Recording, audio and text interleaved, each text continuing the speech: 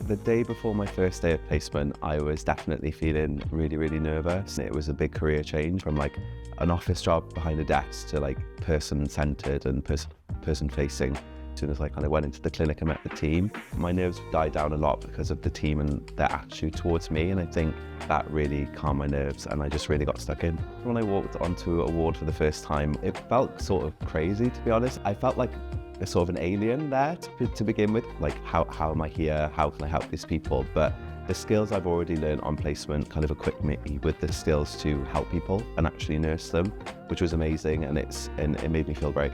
So the moment I realized I could actually do this in terms of being a nurse was probably the day I learned about giving injections. My arms were shaking, my hands were shaking. I was preparing the medication in the vial and stuff. And after I gave the first injection, I shook my supervisor's hand and he said, like, well done, you've given your first injection. And for me, that was like a massive tick box of I can actually do this, and the people who I'm with can trust me to do it as well. So that was the big moment for me.